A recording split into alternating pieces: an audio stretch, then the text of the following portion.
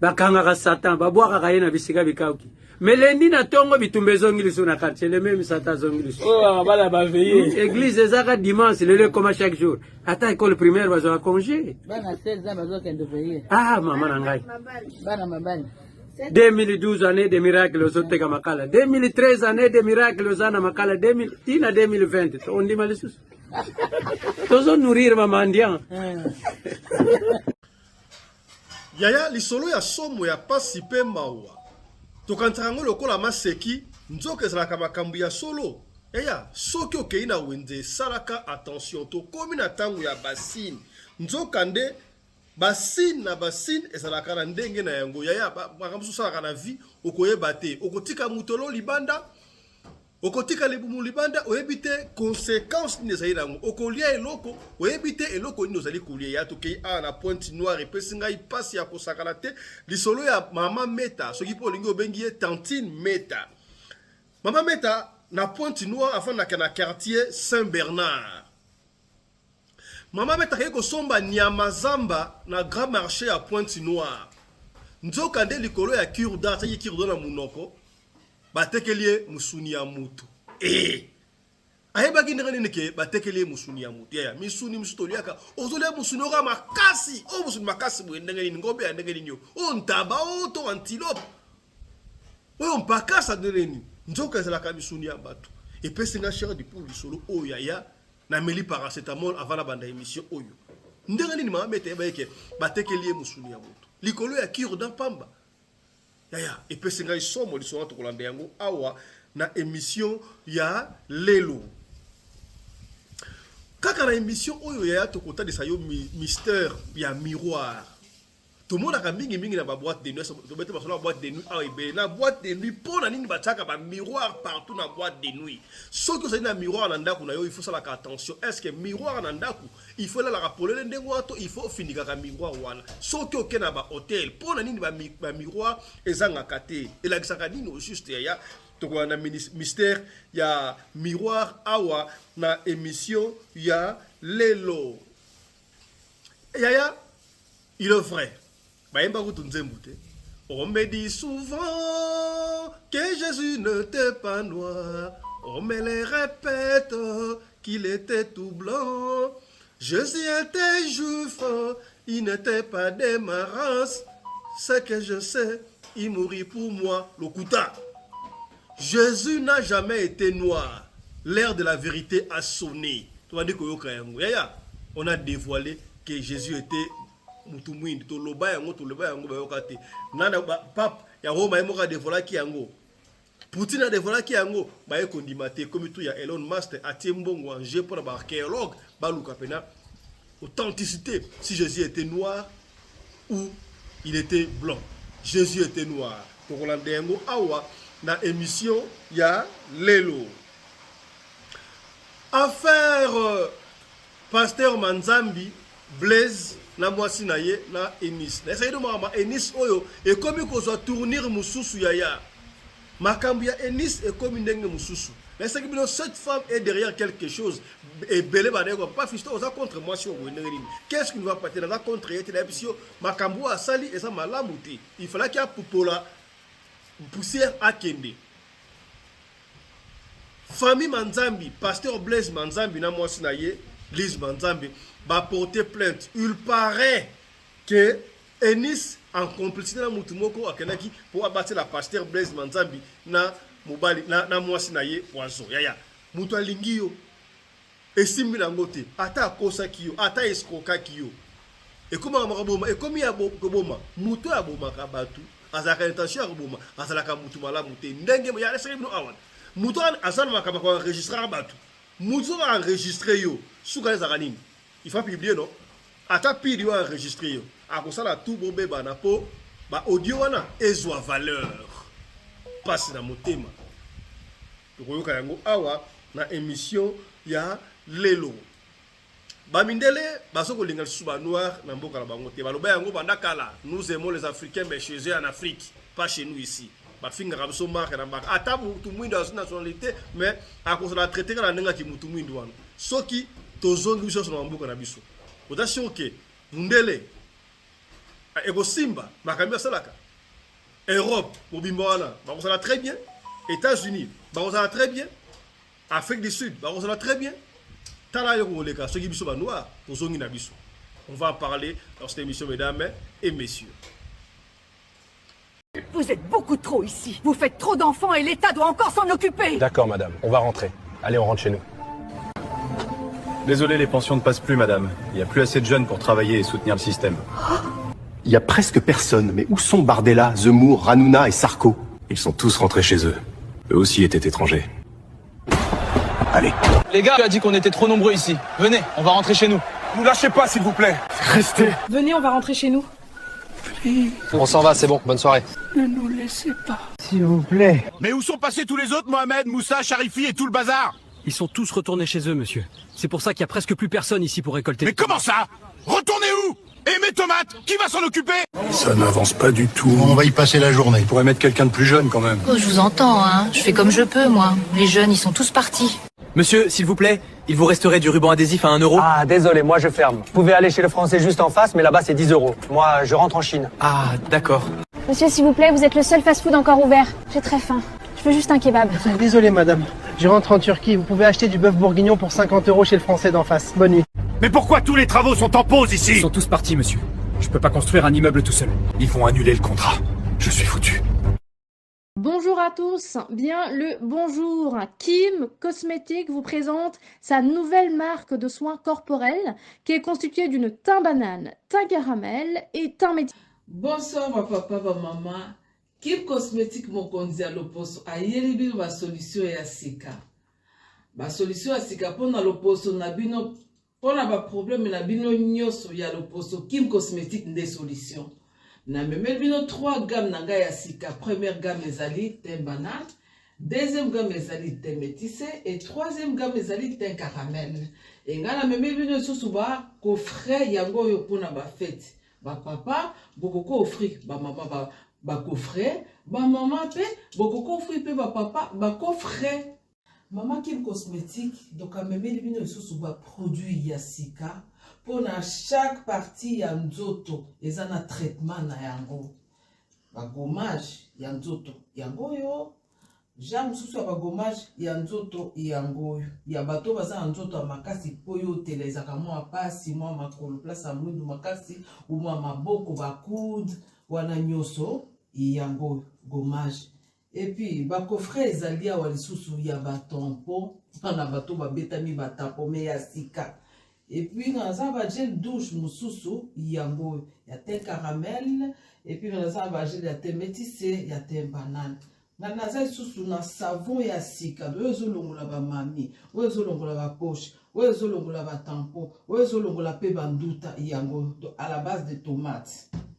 Nous avons une huile rajeunissante pour le corps. Donc, ils ont tout sous tête à l'obité. Nous avons besoin de la faute, nous avons besoin de la macacité. Donc, on a besoin, il y a huile à la base de tomates, c'est-à-dire à base de.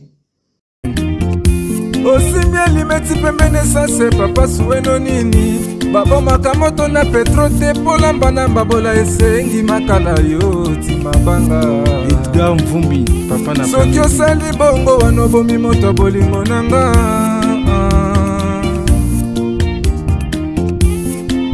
mobali mbinga na mwina ngolo aboya hydroquinone soki ezotambola basheri bazokoya mayanga na retrouve douce tendresse affection epana yo nasalelo nini mpo ndimake na kupendaka sana shitakwacha pelende wenjoro yangu dans mon cœur tu occuperas toujours la première place. Mbote na bino bandeko balandi ya Radio Lokole Télévision bisika nyos tubuzwami. Merci na confiance pe fidélité vous allez continuer ko pe sa programme oyo Radio Lokole masolo et pa wapi to kutalaka chaque fois ko solo la makambu oyo ezali koleka na communauté na biso africaine mingi ya biso ba oyo tolobaka lingala ngai babengaka ngai Fiston Pelende tata ya Sedek soki mbali boso omona biso to senga kana yo osabone soki osabone ko boso nata soki mukete ko fina cloche ya notification pona yo orataka ba programme na bisote yaya kende pe lisusu na deuxième chaîne na biso kaka na YouTube Afrique Masolo TV okomona photo na ngai osabone kuna bo s'abonner pe kuna mobondo la deuxième chaîne na biso et à tous s'abonner ko quand vous vous abonnez ils ont peut biso courage force ya koluka Masolo pour na koya ko betela kabino chaque fois et à ceux qui aussi ici landa biso na TikTok okobeta kaka Fiston Pelende omoni Fiston Pelende pour s'abonner pe na TikTok ya mokili oza makambo 2026 oyo tokolakisa bino makambo oyo ekofungola bino esprit ya tolingi su mutatika na retardé oui c'est vrai vie ezali niveau na niveau tolingi ata mutu ya suka azala na moyen de vivre ata huissier la tango ya kala moi je me rappelle na Lubumbashi ba obasa ba enfant Jekamine oui bien ngo na compagnie lokola Jekamine de l'époque les gens quittaient partout pour que ça na Jekamine il suffit qu'à Okota kuna vine comme madame ration donnée à tout le monde a un salaire na yé ezaki na camp il y a ba cadre il y a ba grand cadre il y a ba directeur il y a ba tous na Jekamine même huissier à Jekamine à l'écart qui ba directeur ba compagnie ebele c'est la vie que nous voulons pour na batu surtout et on awa masoto ko betela yo et ça pour le plaisir de te masolo oyo awa to inventer un ngote masolo to kobeta awa et ça li pour la kosunga yo kaka esika ndeko akoyaki yo okoya te esika ondeka longa kipe osa nini olonga ya basini mstomona na mokili salaka attention bizuazwa yo lingo tika ndete na mnoko na ote kurda basala yango pona olongoli mwa misuni muke na muke et puis obwaki yo c'est la kurda otika ngona munoko wali kotamwa na partout na ndenge nini oyeba ko ça kana risque yo kali solo ya mama na biso meta la pointe noire apesi li solo papa Fiston beta li solo oye komena ngai boko yemoko tantine meta apesi li solo ya ane to bana kitoko ma solo ne roya okondimate ya ba kai pe des alia na ba solo musukutu ya 2025 na esilité mais ya 2026 bani kokota on a betelu yango parce que na décembre mutu no salinga kolia musunto ebiango na fête le premier mutu salinga kolia musuni yoka li solo ya tantine meta li papa Fiston tolia ba soso trop tolia ki soso pe na Noël déjà konso ngala lingaki na lia pe na nyamazamba le 1er janvier oyo l'autre le 3 n'est-ce pas le 1er janvier ngana lia nyamazamba na esi mobala nga tokola na mazamba e premier ya bana Afrique kuna ezaki toko mingi bana ba pembeni wana okena wenza liberté ba nyamazamba ya fresh okeba ya nyamazamba ya fresh ba biso to libanda pasi atanya mazamba soko ye foko ta suna frigo e ko ta glacière matina avion go ezali ko sila nyoso tu ya go ezali ko sila me bandeko basa na mboka baso ko jwa ba zamba fresh ya ko sakana te mama meta alobi kana fela na mazamba ya fresh alors boye pa na biso ba na wezi na tongo abongi sur le pangu na iska ba ndeko futela ile so kosoko na mobali pa ke musala ye asali mwa tibuke na bude mama meta baza na vie ya luxe makasi te baza pour pauvreté baza normal mama meta asana bana na yemi bali na mobali na ye mama meta bino tika na kende na wenze grand marché ya Pointe-Noire. Ah, je rappelle que maman meta bafana na Pointe-Noire na quartier Sainte-Bernadette. Est-ce que bandeko Pointe-Noire boyebi quartier Sainte-Bernadette? Est-ce que quartier Sainte-Bernadette oyo église Sainte-Bernadette ils ont côté wana ils ont référence Amanda na Pointe-Noire. Est-ce que boyebi quartier Sainte-Bernadette bandeko Pointe-Noire boali awa bo manifester comment c'est manifester? Est-ce que ndeko appelle ce quartier malamu quartier Sainte-Bernadette? Et rappelez-vous biso to beta kali solo kaka ndenge muta pesi biso soka la butanga kombo to kotanga kombo soka boy tanga kombo te to kotanga kombo te to fonctionner ndenge wana tantine meta alobi papa Fiston benga nga tantine meta muso benga mama meta premier te ba ndeko quartier na biso ya Sainte-Bernadette ba koyeba ngai ba yibi pe solo ko epande na quartier eya mokizana makambo tango bino bazo fêter ba bonne année awa ba to su makambo esa mela ba kuna Tantine Bernadette a été boudé et consort à Bandiko Kende. Alors, nous allons moi boudé, moi maki et kangami a sisi kolia a kenemba parce que ba misunyango ya nyamazamba c'est la fraîche et c'est que ceux qui 4 ça va poser mbala moko po e umati ba pour ngo tsela o yebima ba ndinzo za mala muté. Alors pendant que Tantine dans tabane ko kende na grand marché il y a Pointe-Noire. Voilà parce que assis sur melatite moi Kurdan ado longola ba biloko ke sara ado longola akitipe na wenze asa longoli mais bi kande sara te muta longoli déjà ba mais atiki Kurdan wana we sara ba kitoko le musuni et puis ali ko la Kurdan na ndene est-ce que Kurdan ba liara ngo on a doli ape Kurdan on peut rater mitali yo kali solo suka na Tantine meta Tantine meta a kotina Kurdan wana na wenze akemba na moko baby wenze a point no des la grand marché ba wenze tout ça ndengo wana ba département koto soko kei ba oteka mbisa okauka koto yo ba mbinzo koto yo ba tomate koto to kaka des la kawana akemba na moko kote ba oteka misuni ya fresh koto ba oteka ba makaku koto ba mpakasa koto ba a kotina ranger wana mbala moko Barbani ko benga yako soma musuda fosha yaka kaka ne mama wetu bela yako soma pananga yako sana mama ka begi abi yaka na kopio na priya malamu Tantine meta abi misuni ya mama ne bale ko apparaître fraîche ko sakanati mama na ki ordonner na mnoko ba bengi yaka azo misuni ya fraîche esprit petindie akende pa mama wana mama meta akei pa mama wana mama na abi omoni misuni eza misuni ya fraîche mais na kopesa musunya fresh koleka o ezali awa abimisi misuni na sa ya mesa atelier misuni so pe ya combien de francs CFA atelier o peut-être fresh ATP musuni pena ya ba kam tout le monde na wenzi sala ka attention ya bolone ba témoignage belé ba wenzi ba hôpital ba cimetière eza bisika o ya so ko tango sambelaka bato bazaka na habitude OK wapite na ke supermarché on a ke wenze on a ke shop est-ce que soit mbongo oyo osombela nga lipa ya ko na osombela mutelo na shop te est-ce que komi to penio muta pesa ko mbongo te OK wenze te sombela nga ndunda e rappele nga to na mikie mama nga voisine na biso mama wana ke na ka wenze te ndiya za na magie soka bino bo kende wenze ya kala nte ya sombela nga boy otina mutuna ya ba kotino gesoma misuni mususu yo yebate est-ce que komi kolingaka te mutatinda yo keso be una wenze akende yemoko atali papa akenda kosomba yemoko mama meta batile misuni pena bien azupe akenango akepe akati misuni wana donc tona ba période ba fête te papa bimaki na babana yesiko atikali wana bana bakadai ba piscine papa bakeyo osakana mama meta akati pe musu tellement ezalaki ebele akati kati musu atena congélateur musu akati mike alambi misuni kitoko wapi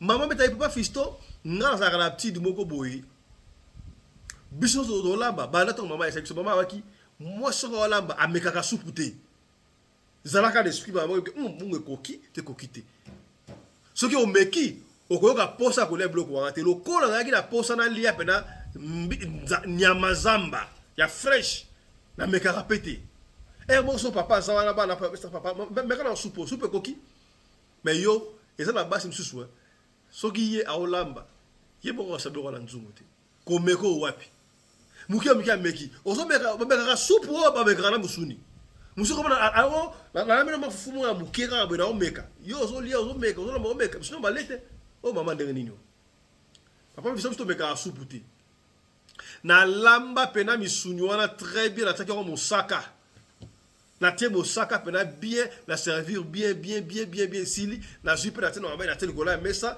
sikoto to ko ba 13 14 papa beninga est-ce que bloque c'est belé oui bloque c'est bon ça va biso to zali koya ba juma retard bon ngape na fandi na on se la tolia ensemble papa bisto le 1er janvier au on se la tolia ensemble que le 1er janvier aller ensemble en famille de kilo za kana ebele mutu to za kana fête aller à le roi la fête le 1er janvier tous les mutu et ça vous dans bat o baler so kana ba décembre basali ba ko palanga te basali du 1er donc banda to sera to bakaka so aller le 1er janvier bon tout février avoir le 25 décembre na le 1er kana kutu bana ole ya mibimba ole lino on allait soso ko moi so mukiawa bozaka 17 nanda ko bino tout bakabo et puis ça ka mystique ya kala bon ça est belé ba 10 ba 10 ba 18 ba la mika sobo comme tous les moutons rosoa ba mama ka ba expert hein nenga ko katela batante na basoso wana mutu nyonso kwa kozwa tole soso te tole soso wana soko le soso ozo pona même mupende poso osisi mukwa fotikala o ba lotamba na mukwa na pona ba mona ke oliagi soso nga makabo yo mukile kufa za kitoka le ata ngombe ya ba ngombe to bana kolia ya on se trouver dans sigote à l'époque tant que bana mikie soki mama alambi ngombe mutu kuta ko yebso ba alambi ngombe. La viande avait une odeur. Soso bane comme ça, pardon. Oui, soso ça la soso. Ngombe solo ya ngombe. Na bien c'est solo ngombe ça raha. Bano abota mikolo ke ngombe ça la solo.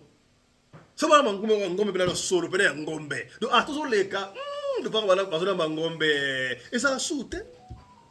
Solo ngombe ça la soute. Si vous me demandez, to comment Roliani n'a pas sa ngombe. Tala kutseki, tala kumamba.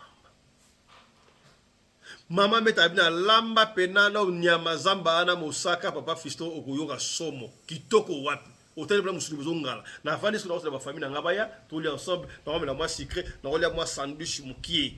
Na staffé.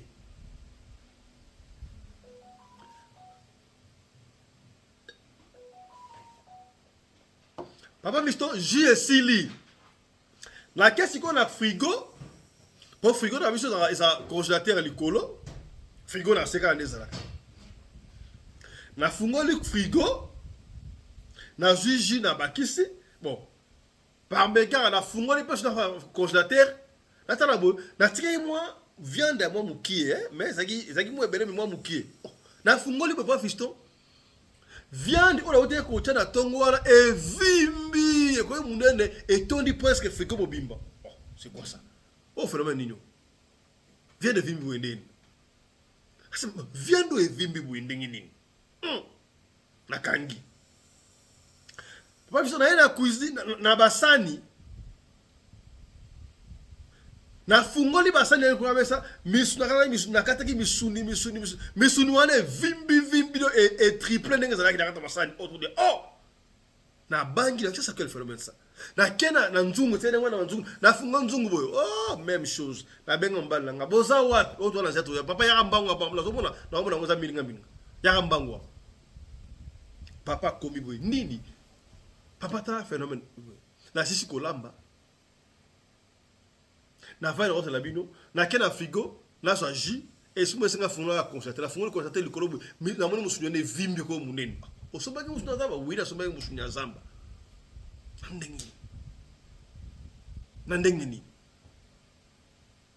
babi oza phénomène nino et vimbi partout est-ce que ça musunya pas ya nyama zamba ya solo ba bengi ba takati boya likama kweli nga ah we bien on a fête de ba bona ne ba musique konso boya pa mama meta kama zali awa nini na kuto soma musuni na wenze ya grand marché ya Pointe Noire mais musuna ngo evimbi ngai boy boyebi yango ba mikolo basanga rata na quartier ba tali ba bi oh musuni evimbi boy musuna evimbi za musuni ya nyama samba te ezali musuni ya mutu atekelio musuni ya mutu papa tuninga meta obeka ki soupe olia ki demande ndamu papa yebi ke bisto olia rate so na wana na meka rate abi oh Dieu merci imagine ce que qui meta meka moi musuna kate wa fais comme ça nga oka bana ozolia mama musuna makasi bo ndenge ni ozolia ole mutu te o ngomba ndenge ni makasi bo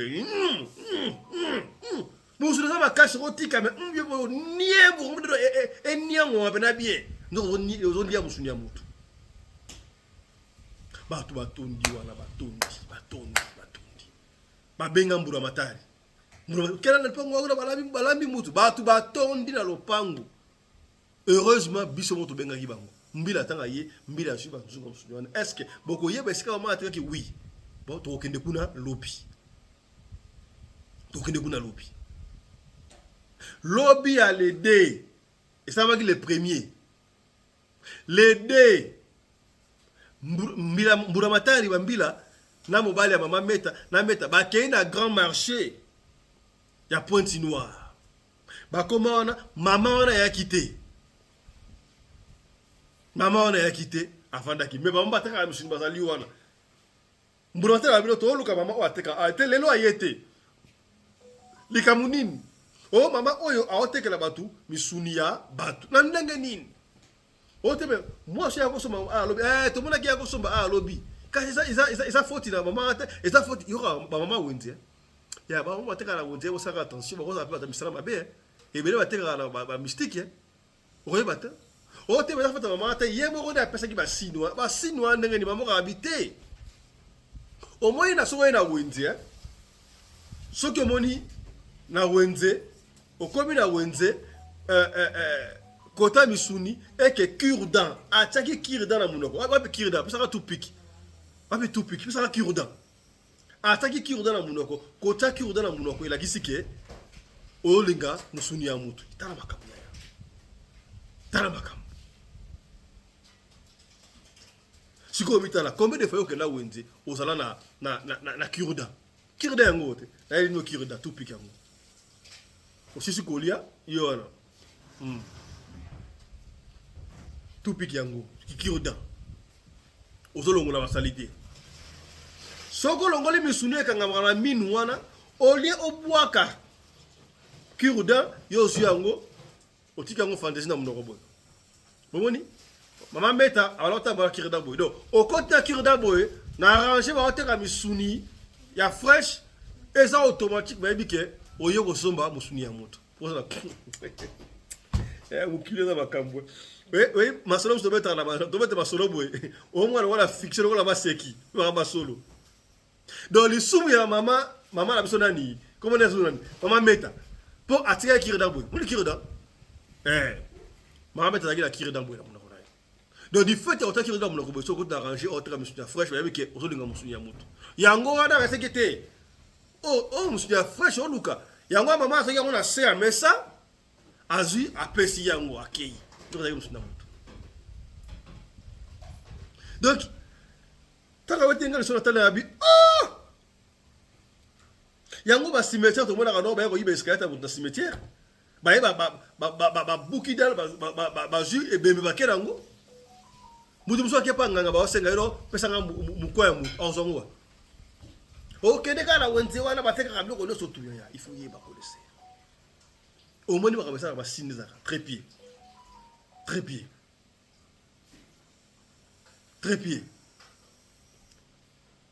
ba signe za laka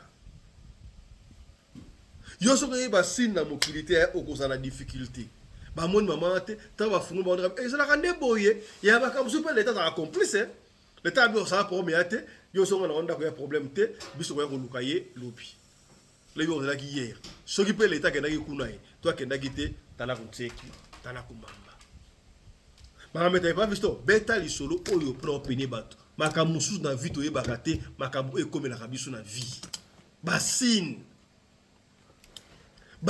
oyo ekomela kabiso na vie to yebaka te basine musu to yebaka te papa fisto nzoka na wenze okokende jamais yo ocha cure-dent na munoko cure-dent bo soko teka cure-dent na munoko boy okota na ranja batu oyo ba oteka misuni ya fresh ome wani mazamba ba opera musuni na moto elakisi ke yo olungola musuni na moto donc c'est que ba kanibal ba ya solo tawa ba esana ba bitu ba liaka ba tu za ya solo somo et pesinga cher de pour solo oyo mais heureusement te kopeni yo keba na cure-dent likolo ya cure-dent na munoko mama meta batekeli musuni ya moto on te lo ba kite tolobi voilà. Autre chose à présent. Yaya makambu mususu zara na mokili. Je veux toujours dire, oh ne sera physique et bandaka spirituel. Dans le bas qui on est bandé là, est-ce que baby mystère aux zalaka na miroir. Pour la niso auquel on va boire de nuit tout le monde a un miroir épelé. Bataka un miroir partout. Aucun hôtel, au moins un miroir. Dans la chambre d'hôtel, miroir. bisika nyonso ezalaka bisika moko ya mystique. Okoti na ndako na salle de bain miroir ezalaka wana na ndaka okuta batela ko miroir tosaka bino toilette nyonso tozaka aéroport ba demande toyokana ba témoignage yango batiaka miroir na ndako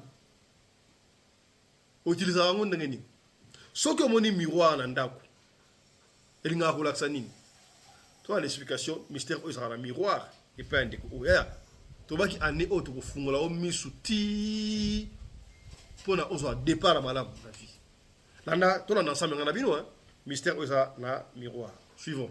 On trouve les miroirs partout, mais on ne sait pas qu'ils peuvent nous détruire à un moment donné de la vie. J'ai déjà eu à donner des interdits du miroir. J'ai l'impression que mes mots se heurtent au son d'oreille des personnes qui essayent de m'écouter. Quand vous achetez un miroir déjà à l'extérieur, vous n'entrez pas chez vous avec ce miroir si seulement il n'a pas été pendu. C'est-à-dire quand vous avez acheté le miroir, faites le maximum d'efforts pour prendre même des cartons. La vue du miroir, vous mettez dessus, vous scotchez avant de porter. Vous voyez les gens qui achètent des miroirs, le passant devant un miroir qui passe, il appelle, il achète un miroir, il rentre chez lui avec. Le miroir est une mémoire qui enregistre les images et les aura et les énergies de ceux qui se tiennent ou alors de ceux qui ont été visibles à l'intérieur. Ah bon? Alors quand tu donc achètes le miroir dans une boutique ou chez un marchand vendeur, tu dois scotcher le visage de ce miroir. Et quand tu arrives chez toi maintenant, tu détaches ce miroir-là étant dehors. C'est-à-dire que tu détaches les cartons sur le miroir étant à l'extérieur de ta maison. Et qu'est-ce que tu fais? Tu trempes une éponge autant pour moi, dans de l'eau salée citronnée et tu essuies ce miroir en méditant que tu effaces ainsi toutes les énergies, les auras, les images que ce miroir a enregistrées avant d'entrer chez toi avec et accroché. Ça c'est de deux, j'ai déjà dit, on ne se mire pas dans un miroir qui est sale. Les gens ne savent pas que le miroir doit toujours être propre. Le miroir, c'est la chose qui doit toujours être propre chez toi. Si tu te mets dans un miroir qui est sale et que tu sors de chez toi après, ce n'est pas toi qu'on verra, mais on verra cet être sale du miroir qui est... C'est-à-dire la personne sale dans le miroir. Ah bon? C'est cette personne qui sera représentée. Donc tu auras une journée de jet, une journée de poisse, une journée de malchance, comme on peut le dire. Et je vous ai déjà dit qu'on ne se mire pas dans le miroir de la douche lorsqu'on veut sortir de chez toi, de chez soi. Je ne dis pas qu'on ne se mire pas, que quand tu es prêt à sortir de ta maison, je vois beaucoup de personnes, ils sont habillés, ils sont prêts à sortir de leur maison. Ils entrent dans la douche, se mirer, faire des arrangements. Non, non. On ne se mire pas dans le miroir de la douche quand on veut quitter son domicile. Le miroir de la douche, c'est pour se brosser les dents le matin. Et après, quand vous le saisissez, vous lavez le visage. Vous quittez de là. Il va vous habiller, vous allez faire vos derniers retouches dans le miroir de la douche. Cela porte malheur. Ah bon? Parce que la douche est un endroit impur. Le miroir donc étant la douche enregistre beaucoup de mauvaises vibrations. Les énergies qui sont votre corps quand vous vous lavez, les défécations, tout ça là. Le miroir là absorbe ça. Ah quand bon? vous allez vous mirer à l'intérieur pour quitter votre maison après, vous espérez avoir quel genre de journée ou quel genre de soirée. Ah bon? Le miroir fissuré à la maison se doit d'être jeté parce que lorsque le miroir est fissuré, ça brise l'énergie de ton aura. Quand tu te dis que tu te mires devant un miroir fissuré, ça fissure ton aura et ton énergie. Ah bon? Le miroir légèrement cassé, dégagé de la maison. Et le miroir dans la maison doit avoir une position stratégique. Le miroir ne se met pas en face du lit. Il ne faudrait pas quand tu es couché dans ton lit, que ton lit soit vu dans ton miroir. Parce que beaucoup de personnes qui t'attaquent la nuit, vu que c'est sur ce lit que tu dors, pourront donc utiliser ce miroir comme un portail. Ah Oui. bon? Le miroir ne se met pas n'importe comment dans la maison. Maintenant, quand vous allez quelque part dans les restaurants, vous voyez le miroir est mis déjà. Lorsque tu entres, tu passes d'abord dans le miroir. C'est pas pour rien. C'est pour vous enregistrer. Ah bon? C'est pour ça qu'en passant devant ce miroir-là, tournez toujours la tête.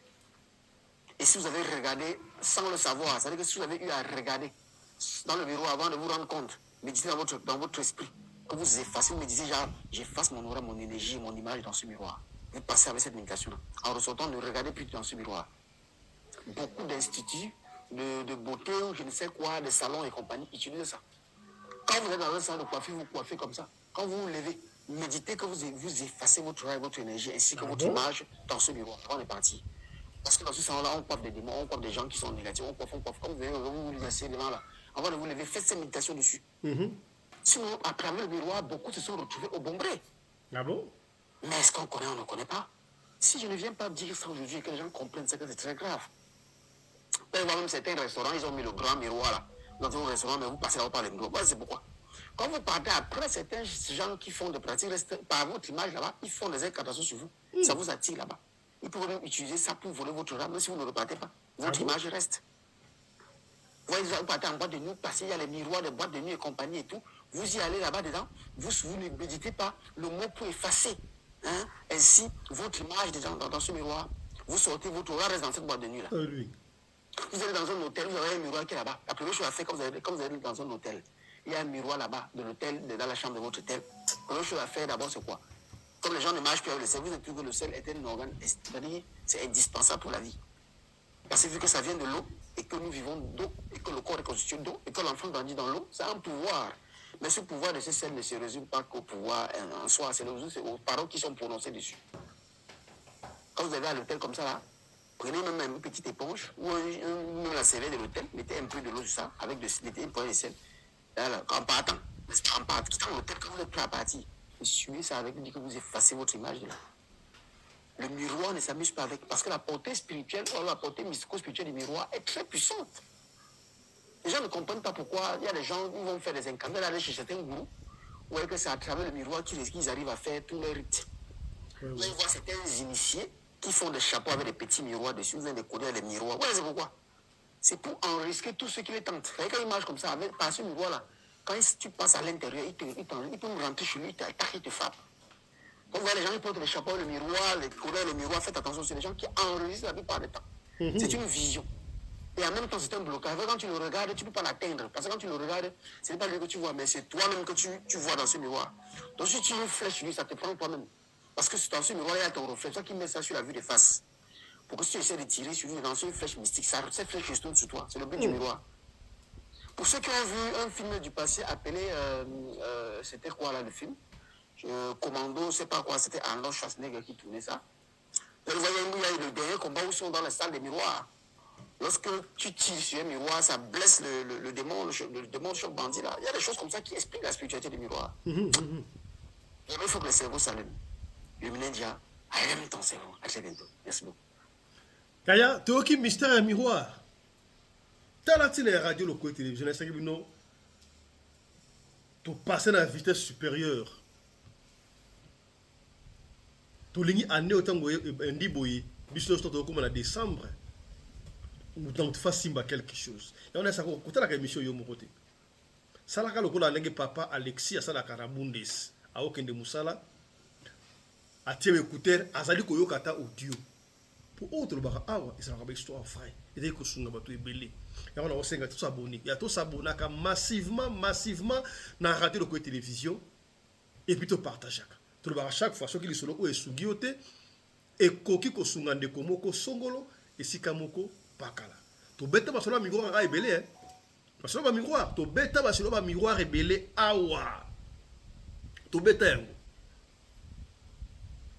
De comme ça sumi miroir na pan shop na seconde main ayenango. Abandi ko mona koko moko ya mundela o pede suki to beta lisolo na solo miroir. Isa na ezali. Bogni balobi. Soki o sombi miroir ya ata sika na magasin. Finika yango avant ko malona ndako olongoli nolo ozima ya mungu o ezala makambo to mona ata ba délivrance tant to mettre basolo ba délivrer mutu wana ni boye bazui mungu abaka na munoko mungu ça na mystère super mungu ma ya mungu pa kosiam bino bolinga ba boîte de nuit c'est vrai ba de na hôtel bo na famille boké vacances na famille faut voler en hôtel. Mais tant que vous avez un hôtel ou un ban, zoa moi maya mungwa, so pour bien effacer l'image dans un miroir, c'est très important. Tout ce qui est physique et bana spirituel. La colika qui oyo qui conseille ya ndeko oyo. Autre chose à présent. Tout le monde qui a ngone banila peut-être le baka yango chaque fois na pesi mbote Mandela Nsei, Jack Bauer na Bundes, na banlieue Bundes. Mutu oyo arc-en-ciel et kotaka na ndako na yi. Il y a qu'à visiter. Tout ça, Jésus, à qui moutou mwindi, tout le monde va témoigner, Jésus n'a jamais été l'homme blanc. C'est là que va transformer l'histoire. Va bungi sa histoire, va baby sa histoire. C'est comme le rappel, globe terrestre map les arato démontrera, je crois quelques jours passés, n'enge va tourner globe terrestre, va tourner map. Afrique, il y a l'Europe. mais va tourner ngo Europe comment le colonie Afrique pour transformer histoire, pour déformer l'histoire. Le jour viendra où l'histoire, il y a un monde où ça l'a écrit par les Africains eux-mêmes. Jésus était noir. On me dit souvent que Jésus n'était pas noir. On me dit souvent que Jésus n'était pas noir. Oh, c'est du faux. Donc, changer pendant l'histoire que Jésus n'était pas noir. Oh, Jésus était noir. On me les répète qu'il était tout blanc. Jésus n'a jamais été blanc.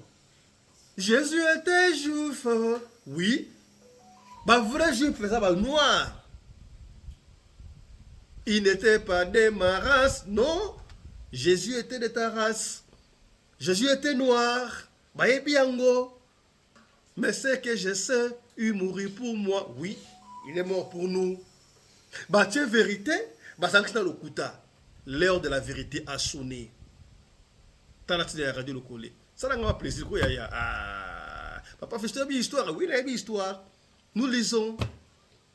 Nous, on ne vient pas. Nous, on s'informe d'abord. On lit. Pour dire que c'est exact. Même si nous ne sommes pas parfaits, même si on dévie, mais moi, tout à moi, à peu près. Et puis, déjà, tout le monde a papa à Roma Yemoko. À Lobaka, les Africains, ils n'ont pas la bino. Tu vois, les Africains, ils n'ont pas la bino. Les Africains, ils n'ont pas la bino. Poutine, président russe, quand la minute autour de voler en Jésus est noir, Marie est noir. Et tout le monde dans la Bible est noir. Je me suis dit que c'est une émission spéciale pour tout la Bible. Vrai comme moi, histoire mingi la Bible et les gars là-bas Congo. Na RDC on a. Je me suis dit que l'histoire. Attends, ce qui est quoi on attend l'hôpital lundi. Tout est histoire la Bible. Ba combo tout boka kawana. Oh Jonas, oh Kingani, ba melaki na zaki fleuve Congo ya biso.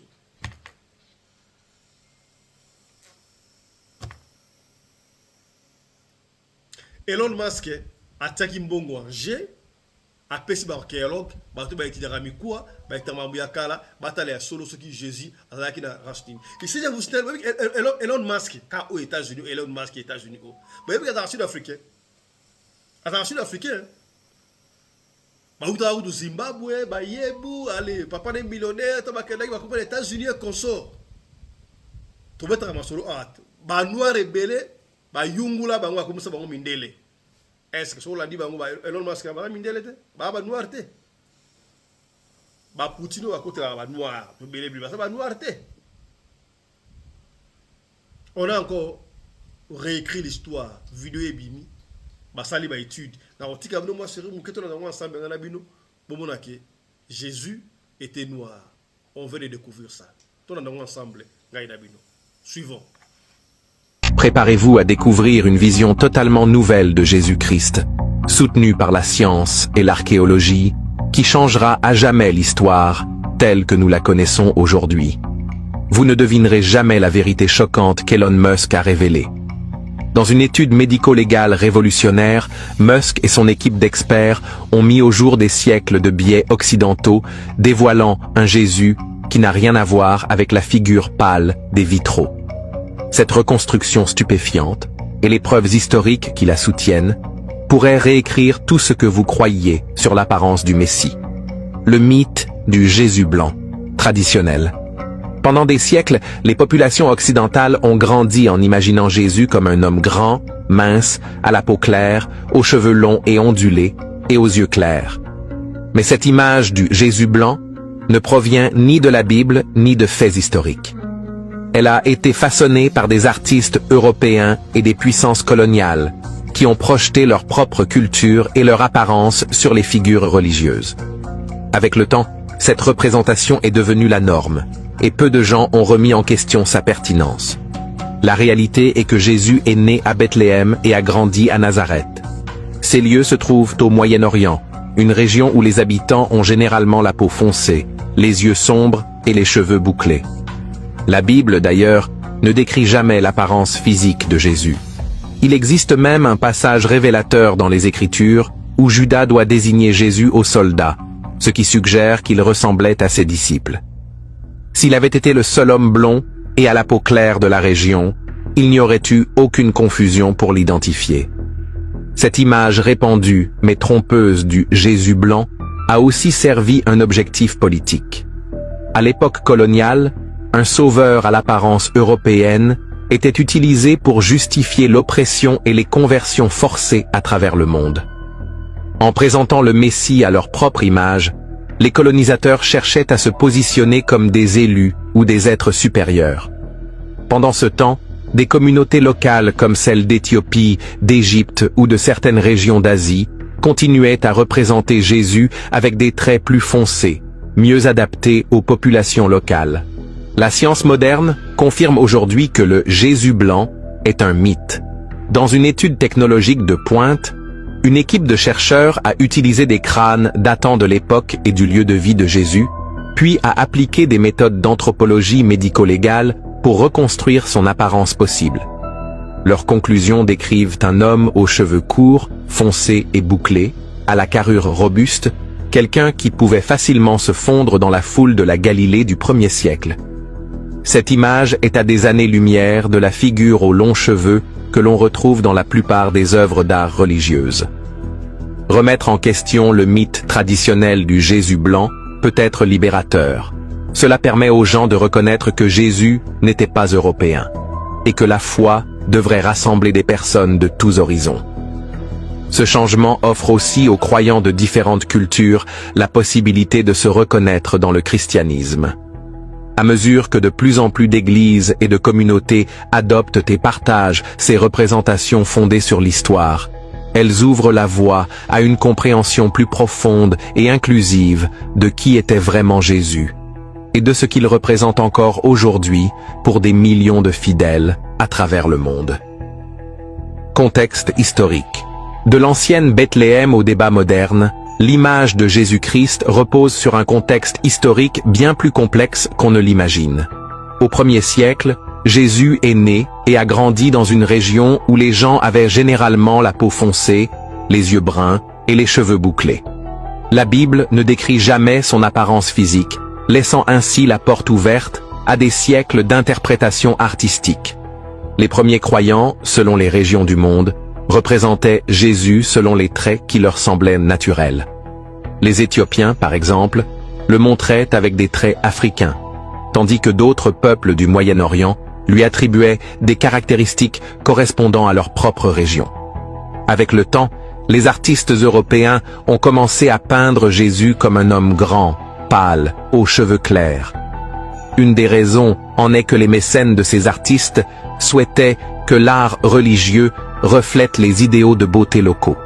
Lorsque les puissances européennes colonisèrent de vastes territoires, elles diffusèrent cette image d'un Jésus blanc. Cela leur permettait de promouvoir leur propre culture et parfois de justifier des pratiques oppressives. Pendant ce temps, les églises d'endroits comme l'Éthiopie ou l'Égypte conservaient des représentations plus anciennes et plus fidèles à la réalité régionale, rappelant que Jésus ressemblait probablement davantage à un habitant du Moyen-Orient. À l'ère moderne, des chercheurs et des archéologues ont commencé à rassembler des indices historiques sur l'apparence réelle de Jésus. Ils ont analysé de vieux ossements et étudié les caractéristiques physiques courantes dans l'ancien Proche-Orient. Certains écrits chrétiens anciens offraient aussi de petits indices, comme l'épisode où Judas doit identifier Jésus, suggérant qu'il ne se distinguait pas particulièrement des autres hommes locaux. Même certains passages bibliques concernant les coiffures masculines indiquent que Jésus avait probablement les cheveux courts et bouclés, et non les longues mèches que l'on voit dans les peintures occidentales classiques. Aujourd'hui, grâce aux recherches avancées, on sait que le Jésus blanc est davantage une invention artistique qu'un fait historique solide. Pourtant, cette image reste largement répandue dans l'art religieux, les vitraux et les médias populaires. De plus en plus de croyants sont désormais prêts à voir Jésus à travers une perspective plus historique et culturellement diversifiée, prenant conscience que la foi transcende toute apparence ethnique ou raciale. Que ce soit dans les églises noires des États-Unis, les cathédrales éthiopiennes ou les anciennes églises d'Europe, qui reconnaissent désormais des représentations plus larges, le contexte historique nous rappelle que l'image de Jésus a toujours été façonnée par ceux qui le vénèrent, et qu'embrasser une vision plus complète et authentique de ses origines peut enrichir profondément notre compréhension de la foi. Reconstruction médico-légale. Peu de sujets suscitent autant d'émerveillement que la tentative de reconstituer le visage de Jésus à l'aide de la science moderne. Dans une initiative dirigée par Elon Musk, oui, le même pionnier de la technologie à l'origine des voitures électriques et des missions spatiales, une équipe de scientifiques britanniques et d'archéologues israéliens s'est lancée dans ce défi précis. Ils ont eu recours à l'anthropologie médico-légale, un domaine généralement utilisé pour résoudre des crimes, afin de recréer une vision plus réaliste de l'apparence physique de Jésus. Plutôt que de se fier à des siècles de peinture représentant un homme grand, mince et à la peau claire, ils se sont appuyés sur des données concrètes issues de l'époque et de la région où Jésus a vécu. La première étape a consisté à rassembler des preuves physiques. L'équipe de Musk a obtenu 3 crânes bien conservés découverts près de Jérusalem, des crânes datant du 1er siècle. Grâce à des scanners par tomographie, CT, ils ont créé des modèles tridimensionnels détaillés de chaque crâne, en cartographiant chaque courbe et contour. Des logiciels avancés leur ont permis d'estimer l'épaisseur des tissus aux points clés du visage, ajoutant progressivement les couches de muscles, tendons, puis la peau. Lentement, des visages numérisés ont commencé à apparaître, révélant des structures osseuses proches de celles des hommes du Moyen-Orient. Voilà. Est-ce que votre histoire va très bien? Voilà. Autre chose à présent. Likabu oyo ya Enis Obi na couple Manzambi et comme il a tourner mususu. Na sadi kolobaka chaque fois ngala otala yango na ndenge mususu na area eya aigle. Eya na tango to connaître que na réseaux sociaux bakadi mpimba ba ye. Mutu mususu mona ye mutu na réseaux sociaux mais so landeli est envoyé du diable.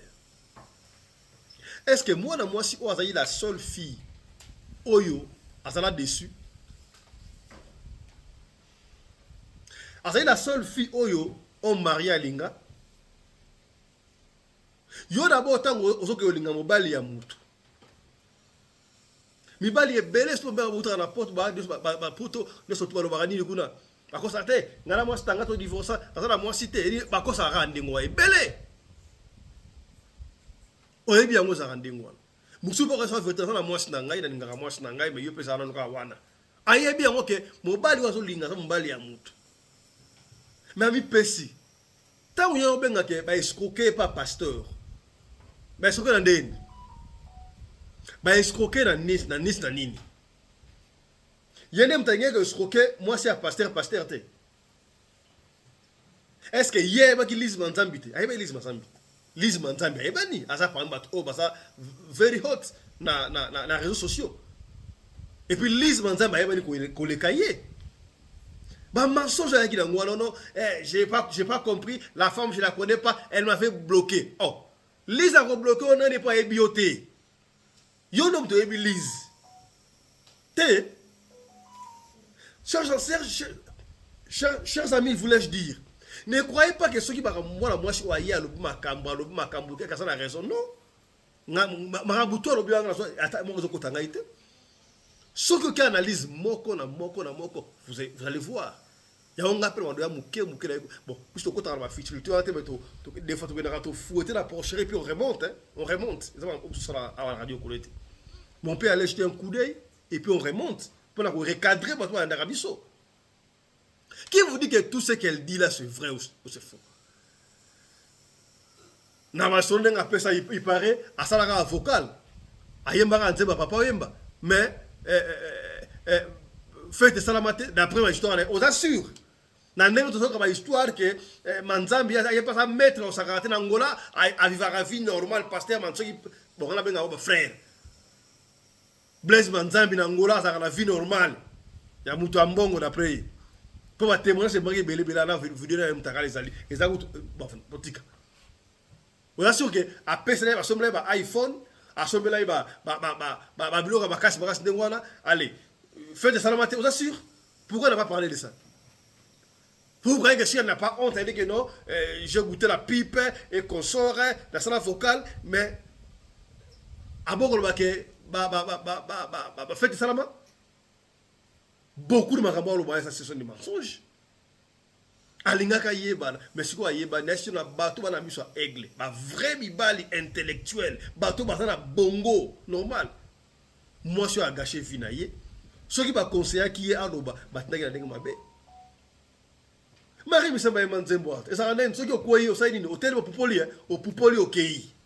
Au continue vie. Pour chez mes amoulaï. Soit ça qui a envoyé de Dieu, moi ne nzambe. Alinga d'abord pas linga que alinga muto na moi sinaï déjà ataba na matata.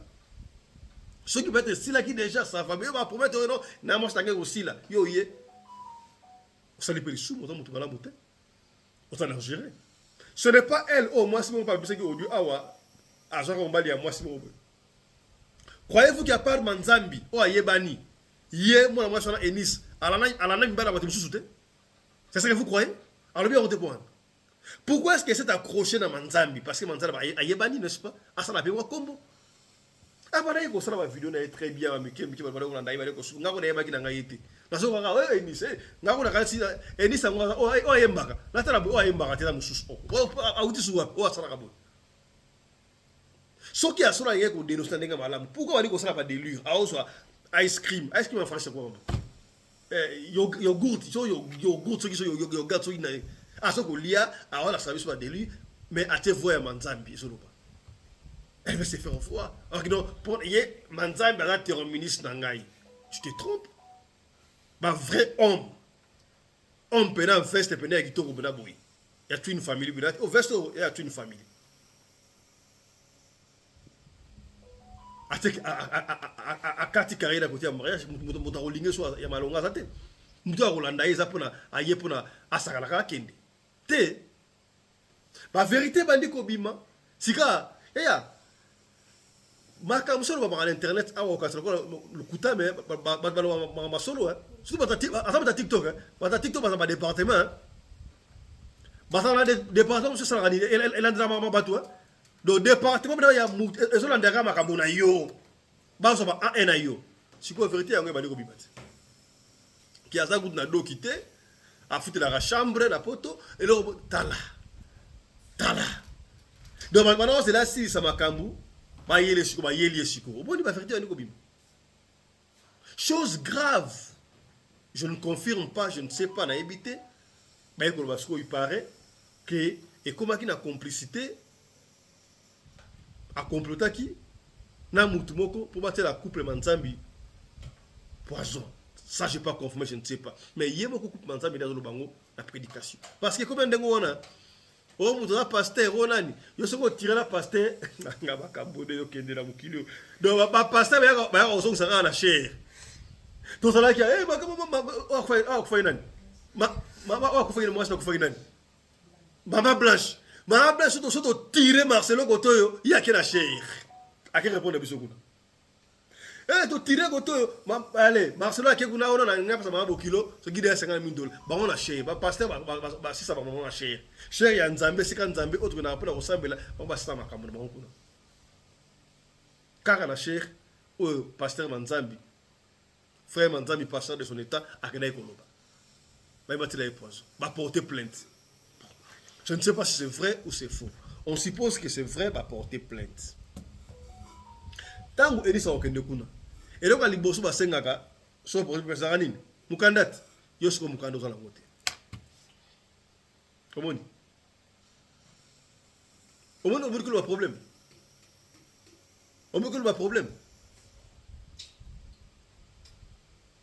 Tant que le dossier est comme Moulaï, Balandi Tukuna, Barolanda Barodio na yo, au bandé pour enregistrer Batou. Est-ce que vous pouvez enregistrer Moutou? Et c'est une infraction? Sans consentement na yo. Alors, aujourd'hui, on ne va pas beaucoup parler parce que la régime fait signe. Alors, on a sélectionné pour vous toute une litanie. Hein. Toute une litanie, tout un chapelet. Il y a Batou, ça va réagir par rapport à Makam Oyo. Il y a Enis Obi, na pasteur na couple pastoral Manzambi, enfin Lise na Blaise Manzambi, total yango, et puis on revient pour aussi ces émissions. Suivons ensemble. Au côté qui tient ma blanche, Enis, au kozwa qui mène à pototé ma chérie. Voilà mon candidat. Je vais étaler où tout le monde qui te regarde, tu es sans papier. Au foot de la chambre na poto Enis. Au foot de la chambre na poto. Luka Mukanda. Voilà. Cherche des papiers, ma chérie.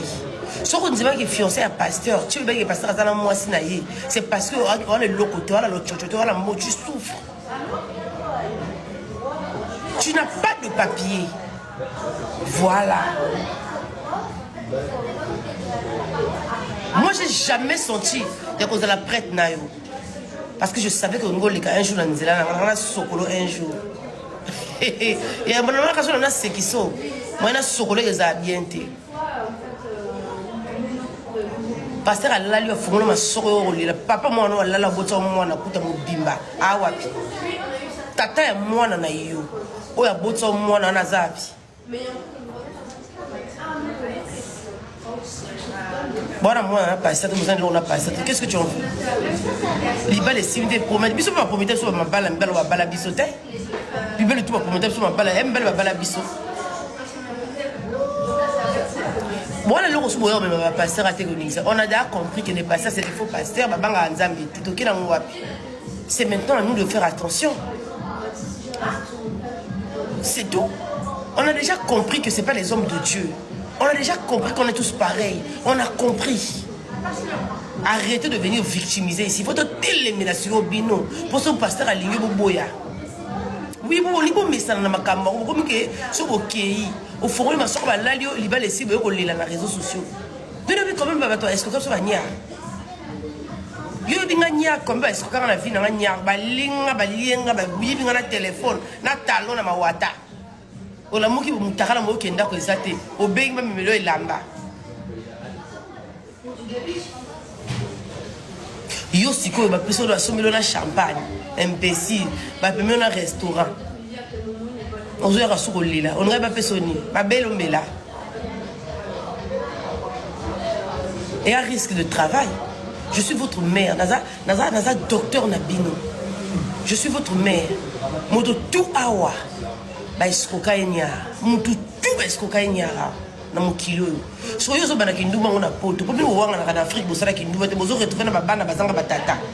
Netchingai na akadi nanga. Bino tout bon na kinduma on a Congo. Pour ça la ya mungali ya mama wata banini bani munduba sanité bo wanga na ngo. Mais bizarrement bazo lia bino makata na poto. Bo bana bana ba son tata lo kwa ba biso. Vous blaguez avec des gens. Bino ça ba kinduma te bozaka ba fille moko be bukela à l'école. Bizarrement na poto ta moko za bureau te. Bizarrement ba bac na bino na poto za utilité te mo. OK, bac Brazzaville so eno na poto. Ok, de sali, on peut se faire formation, on peut sali, on légaliser bac, on peut na bac. Beaucoup de mon habit sur le dos, bac quitter. Bizarrement. Et puis tu oses dire que non, nous les femmes intellectuelles, toi tu es intellectuelle par rapport à quoi? Ton intellectualité là, c'est parce que tu t'exprimes mis en français? Mais c'est des émissions, moi aussi je peux me mettre mon caméra aussi, commence à dire, oui, aujourd'hui, ce soir, Ini Edo et Chef Jazz, ils se sont séparés. Moi aussi je peux faire ça. Quand ça là-bas contenu en français, ça veut dire que tu es intellectuel. Vous voulez complexer les gens? Yo sommes en anglais, ça complexe pour les français. Tout ce monde dans le barado, tu as complexe anglais. Hein? Les Congolais valorisent le lingala parce qu'on aime cette langue-là. Oui. On n'a jamais forcé à un Français au Congo parler lingala. Les Français qui sont chez nous là-bas, est-ce qu'un jour on leur a dit que oui, il faut que vous parlez le lingala parce que vous êtes de notre pays, parce que vous travaillez dans notre pays, parce que vous êtes au Congo? Il faut s'intégrer. Et si on a leur forcé ça? Tous les Français qui travaillent dans les sociétés privées au Congo là, et ils intègrent quoi? Est-ce qu'on leur a imposé que non, vos enfants vont partir à l'école comme tous les enfants ici parce que c'est notre... Bolívar Coco Sabato, tout le rôle français, c'est long, extraordinaire, le rôle français, genre tu as Enis. Lobby n'a rien en matière, aujourd'hui, Blaise azakana basi na ye na Angola. Soka ki Angola, azana mwasi na ye Angola. Mwasi moko te basi na Angola, azana basi na ye na Angola. Soka ki Angola, azakana basi na ye amenaka vi na ye normal na Angola, lo kwa pasteur ti. Et ko sala que place Enis à côté la ki. Enis a baby si parce que ko simba kisi. Enis est côté na vie à Blaise na moment oyo Blaise atangi lise n'infidélité. Boyoka histoire bien. Tant ou lise bakangi n'infidélité, soka kene ba voyage akendane ba boîte et puis azoko yibaka. Mobile eko silika, pourquoi ozo yiba libanda? Et eko sa la discussion entre bomi balé na moment ne Blaise akomaki na posa bakabwana. Et ko tombe que na moment na aiko kutana na Enis alingi Enis pour manda ko se défouler kaka ndenge zala na lingi mwasi mo bona na décide na se défoulaka makambo likinga mutu na zo atata ozala heureux quelque part ndenge zalaka makambo na so Blaise zo yebisa Enis c'était vrai bandeko mo babenga ezaki vrai na obala yo na fanda mwasi nanga tozo kanate akanga tutu biloko azanga ki mbonga transport c'était vrai Enis pa kanga biloko mbonga transport nde zalaka te po ke fa mama la bango libale zena matata yango ni Blaise azaka oswana Enis tina ba air tardif parce que yena mwasi bazali sous chambre monte akanga mwasi na infidélité yepe fidèle ezo simbate. Et bah comme koyoka ministère Sony pour bakabwana ba yoka église Sony mais Blaise comme qui na décision ba ça na bon divorce alingi na li souté parce que moi si azo tricher tant lié eloko ce que sali mabeza que Enis abande koya Enis ayebi mama pasteur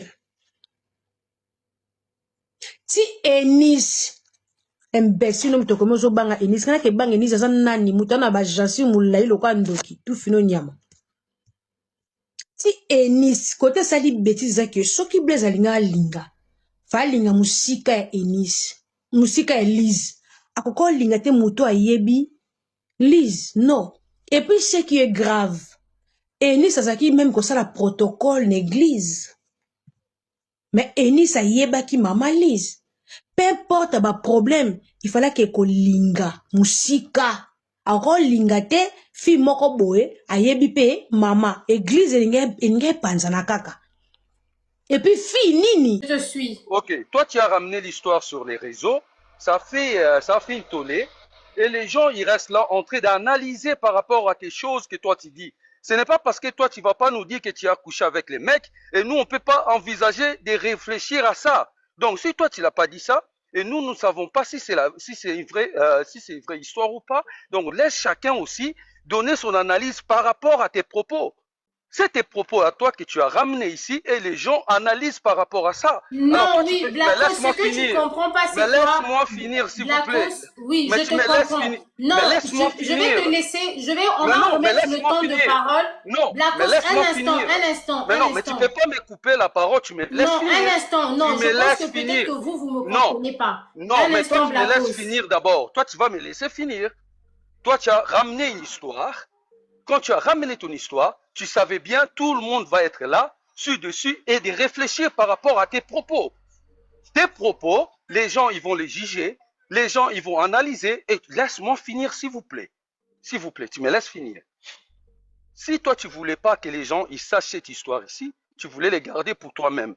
Mais le moment que toi, tu l'as ramené sur les réseaux sociaux, tu sais bien que toi, tu es connu, les gens te suivent, et les gens, ils vont analyser. Alors, donnez la chance à tout le monde d'analyser cette histoire ici et de donner leur propre avis. Sinon, il fallait garder ça pour toi. C'est tout.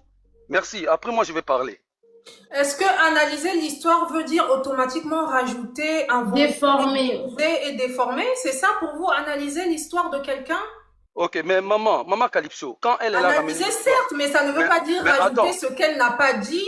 Mélanger ce qu'elle n'a pas dit et biaiser même l'histoire en question. Non, analyser sur les propos de la dame, du coup. Le but du panel, madame, c'est quoi? attends un peu. Madame Béa. Analyser sans déformer. Du couple Madame Béa, attends un peu. Madame Béa, de l'histoire de Nice à elle. Putain, Attendez. Madame Béa, Maman Calypso, la vérité de l'histoire de Inès, il n'y a que Inès et Blaise Manzambi qui le connaît. La seule vérité que nous avons ici, depuis ça fait une semaine, c'est Inès qui le rencontre. La partie de Blaise Manzambi, il ne veut pas parler de ça, soi-disant parce qu'il y a des démons, mais ça, comme nous ne sommes pas les croyants, on va analyser de ça. Mais ici, nous avons une femme qui est venue nous dire, premier mot qu'il a utilisé, on l'a piégé. Mais moi, quand tu me parles, on t'a piégé. Toi-même qui as ramené l'histoire, moi je vais poser la question, on t'a piégé en quoi? C'est où ça a commencé les pièges? Et toi-même qui es venu rencontrer l'histoire qu'on t'a piégé, à auquel moment tu as commencé à sentir ou à voir l'idée qu'on t'a piégé? Ça, on va en parler. Mais maintenant, il faut laisser les gens parler par rapport aux propos que lui, elle a ramené. Elle a fait des lives en train de parler. Elle rencontre l'histoire. Une plainte a été déposée contre Eunice Obi par le prophète Blaise Manzambi et sa femme Lise Manzambi, sous prétexte que Eunice Obi s'est pas arrêtée seulement dans ses séries vidéo, elle aurait... Il y a des gens qui payent de l'argent. On était vraiment informés. Dieu nous a sauvés. Amen. Si je ne suis pas mort, vous aurez un témoignage puissant. Amen. Il y a la justice spirituelle. Et ça sera spectaculaire. Voilà. On va s'arrêter ici, mais makambo Eunice to banozonga lango muke malembe to sola yango pour la kufungola ba jeune fille mususu mayele. Bon, entre parenthèses, hein, neto so na régie awa tango bino bota élément wana. Ye Eunice Obi. Ye azamo seka. Kasi ye abia sakana mwana. Bon, pour nini ya quitté épisode na le soleil oya papa mwana na yiwa, yaki na monte point. Bon, après papa moi anayi alinga kimbali msute asaleka ti ya ngutara Manzambi Blaise, ça c'est n'importe quoi. Donc pour Blaise Manzambi asana kombo yango wana alinga kanga maisonzo eya kosala kombo bakbaye beza ka blague te ntako saote ke mutu pele ba yebi yo osana kombo ça blague te, faut protéger ça. Là, je profite de l'occasion, c'est pour le voir ça, surtout ceux qui vont 10 personnes, il faut protéger ça. Pour ma bezali. Tu comprends, c'est Balouki, hein? Moi, c'est Balouki. La fundio, mukande zate, si vous savez, à moi que ça le coûte, on va fundir solo, voilà, chers amis, on va s'arrêter ici pour la Tongwa Lilo. Lelo c'est samedi, hein. Lelo c'est samedi. La festivité continue. Nous sommes venus très tôt matin. La studio pour la émission Oyo. On verra. Deuxième, si on va les faire na Kati, il y a Mutuka, Towapi, mais on verra si on n'a pas le temps. On va se retrouver seulement demain, mais si on a le temps, on va revenir pour la deuxième session. Alors, on s'arrête ici. Merci à la grande équipe de la radio Loco et Télévision. Je vois à la caméra, vous le savez. Il faut qu'on ait un combo, hein. Année, il faut qu'on ait un tout surtout, il y a radio Loco et Télévision. Parce qu'il y a des gens qui ont aboyé. Et Tommy Maboye, c'est toute une équipe. Hein. Merci à Winnie Laris Pelende qui est assisté. En fait, Winnie Laris Pelende et Claudine Laris Pelende qui sont du côté de la caméra. Merci à Joseph Laris Pelende et Miguel Laris Pelende du côté, qui sont aux côtés de la lumière, qui ont aidé à partir de la lumière, pour la lumière.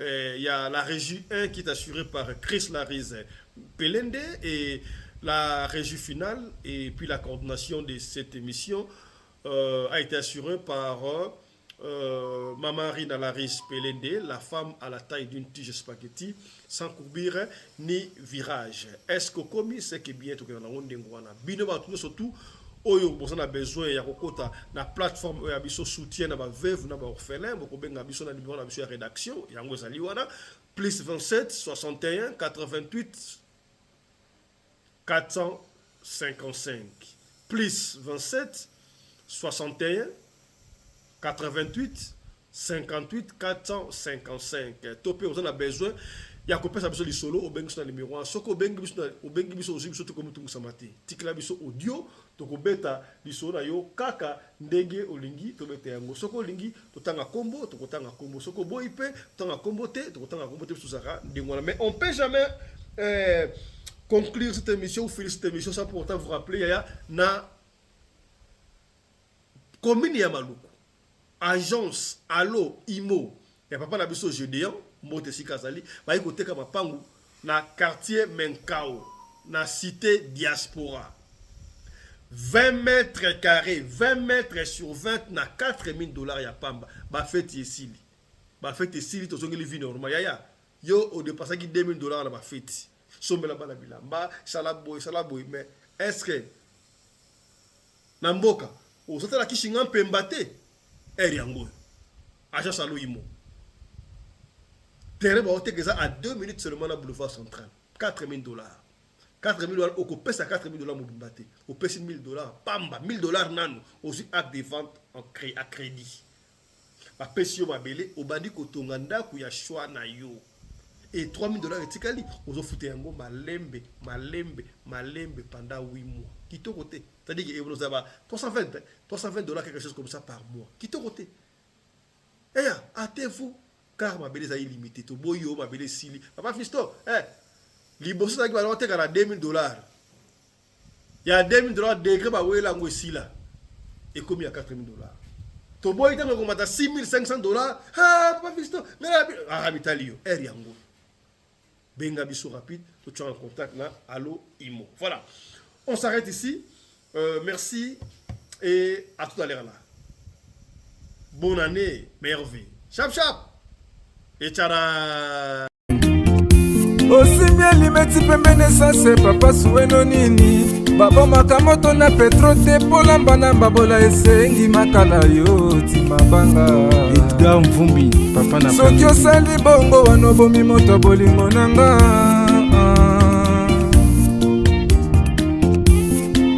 mobali mbinga na mwina ngolo aboya hydroquinone soki ezotambola basheri bazokwea mayanga na retrouve douce tendresse affection epana yo nasalelo nini mpo ndimake na kupendaka sana shitakwacha pelende wenjoro yangu dans mon cœur tu occuperas toujours la première place.